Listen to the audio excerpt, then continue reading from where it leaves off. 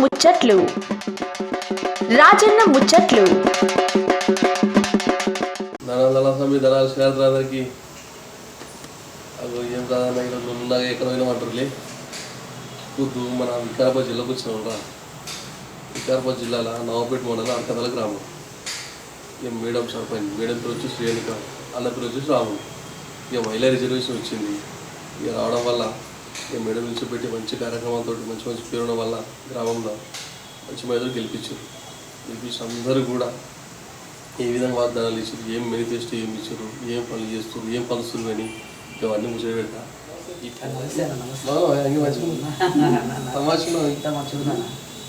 నాకన్నా కడుక్కున్నది ఎడగొట్టున్నావా నవ్వుపెట్టనా ఇంకా రోజులు ఉన్నావా అన్న.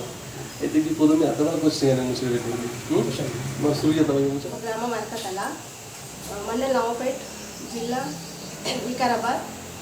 2025లో మహిళా రిజర్వేషన్లో నన్ను మా గ్రామ ప్రజలందరూ ఆశీర్వదించి వారి దీవెనలతో సర్పంచ్గా నన్ను గెలిపించారు. అందుకు మా గ్రామస్తులందరికీ నా హృదయపూర్వక ధన్యవాదాలు. వెనకటికి మన కుటుంబ సభ్యులు రాజకీయం చేసిన మీరు రాజకీయం చూస్తారా? లేదన్నా ఎవరు చేయలేరు మన గ్రామంలో. అంటే మనకు మన తాతలు అందరూ కూడా వ్యవసాయదారులు, నాయనలు కూడా అందరూ వ్యవసాయదారులు. నేను ఒక ఉపాధ్యాయుడు 2005 నుంచి ఉపాధ్యాయులు చేస్తూ ప్రైవేట్ స్కూల్లో చేసుకుంటా. తర్వాత అదే సొంత స్కూల్ రన్ చేస్తూ అవన్నీ కష్టాలతో ఎదుగుతూ ఈరోజు నేను స్వామినారాయణ గురుకుల్లో ఒక ఉపాధ్యాయునిగా పనిచేస్తూ, గణిత ఉపాధ్యాయునిగా సిబిఎస్ఈ స్కూల్లో.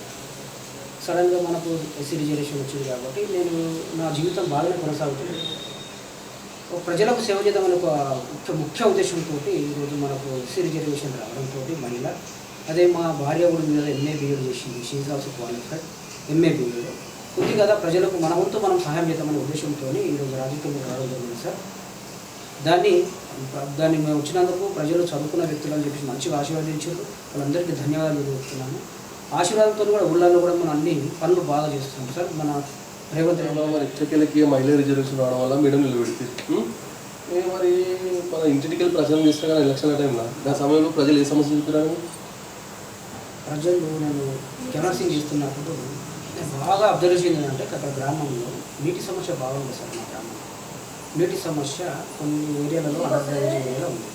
సో అదేవిధంగా నేను వాళ్ళకి పెద్ద అవగాహన కూడా ఏం చేయలేను. కేవలం నా ఒక మంచితనాన్ని చూసి, నా ఒక విద్యను చూసి, నా మంచి వ్యక్తి అనే ఉద్దేశంతో నాకు బాగా సపోర్టింగ్ చేసింది. యువకులు ముఖ్యంగా యువకులలో నాకు నేను 2005 నుంచి టీచింగ్ ఉన్నాను కాబట్టి వాళ్ళు నాకు బాగా, నా స్టూడెంట్స్ బాగుంది సార్. మా ఊళ్ళో వాళ్ళు నాకు ఎంత ప్రోత్సహించారంటే వాళ్ళకి నేను ఏ విధంగా ఎంత చేసినా కానీ వాళ్ళ గుణాన్ని తెచ్చుకోలేదు. కెనాసింగ్ చేస్తున్నప్పుడు ఒకటే పెద్ద వాగ్దానం ఏమీ లేదు. వాళ్ళు చెప్పుకున్నారు ఒకటి నీళ్ళ సమస్య ఉంది మన గ్రామంలో. ఏమైనా చేయండి సార్, మీరు చదువుకున్న వ్యక్తులు అనే వాళ్ళు నా మీద హోప్స్ పెట్టుకున్నారు. తప్పకుండా వాళ్ళ హోప్స్ నేను నెరవేరుస్తాను. వాళ్ళ మా సమస్య నీళ్ళ సమస్య, కొన్ని ఏరియాలో అండర్ డ్రైనేజ్ ఉన్నది, స్ట్రీట్ లైట్స్ ప్రాబ్లమ్స్ ఉన్నాయి.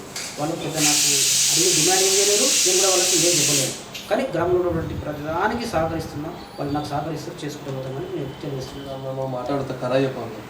సరే, ఎలక్షన్లో మనకు ఖర్చు ఎంత వచ్చింది?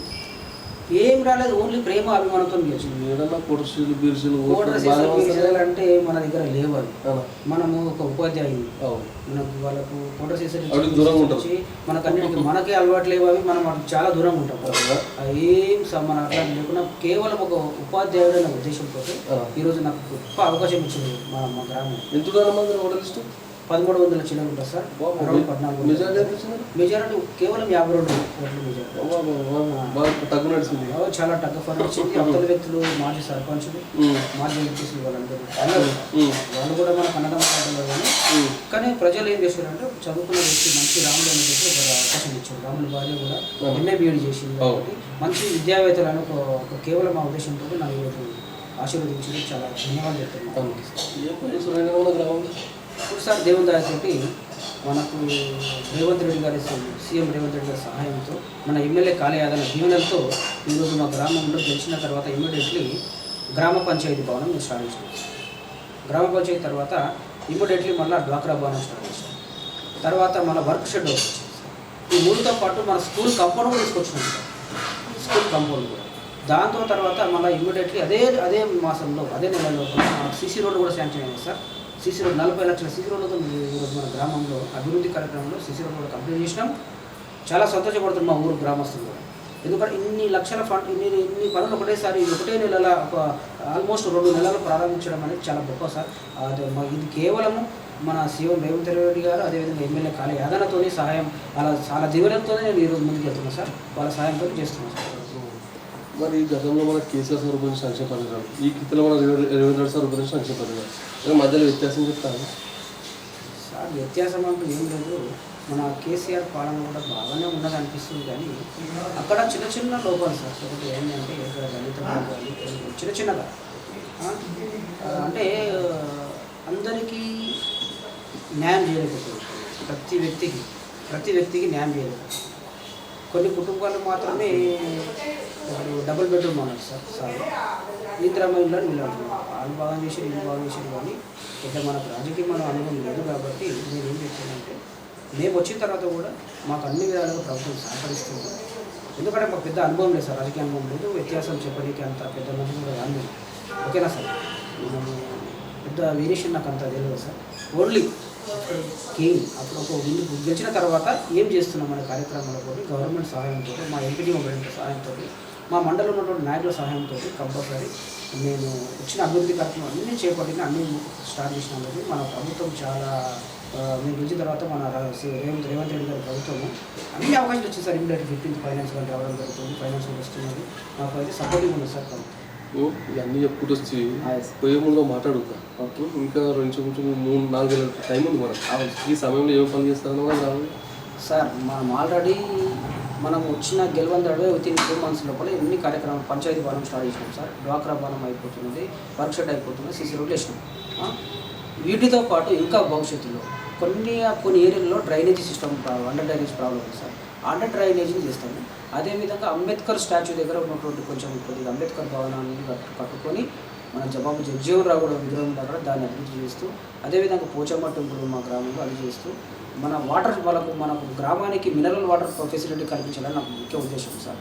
మన 2 ప్లేస్లలో ఒక గోనెమ్మ దగ్గర గవర్నమెంట్ స్కూల్ దగ్గర వాటర్ ప్లాంట్ ఏర్పాటు చేస్తాం సార్ ఫ్యూచర్లో.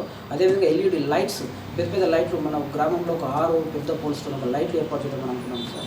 అదేవిధంగా మన ఇట్లాంటి అభివృద్ధి కార్యక్రమాలు చేస్తూ మన గ్రామాన్ని మండల్ లెవెల్లో అభివృద్ధి మన ఒక ఆదర్శ గ్రామంగా చేద్దామని నా కోరిక సార్. అది ఇంకొకటి మన గ్రామం స్టార్టింగ్ నుంచి ఎండింగ్ వరకు సీసీ రోడ్ వేయిద్దామని అనుకుంటున్నాం సార్. ముఖ్య ఉద్దేశం సీసీ రోడ్ అంటే మొత్తం అక్కడ ఆ రోడ్ గురించి వాటర్ లైన్ ఏవైతున్నాయో డ్యామేజ్ అవుతుంది సార్. మొత్తం అవి ఇవన్నిటిని కూడా బాగుపరిచి మొత్తం మన ఊళ్ళో ఉన్నటువంటి ప్రతి రోడ్డు కూడా మంచిగా నీట్గా అద్దంలా కనిపించి మన గ్రామాన్ని ఆదర్శ గ్రామం చేయాలని నాకు పెద్ద ముఖ్య ఉద్దేశం సార్. నాకు చెల్లిస్తా, ఎవరు పోయిస్తా అన్న సంతోషం. ధన్యవాదాలు.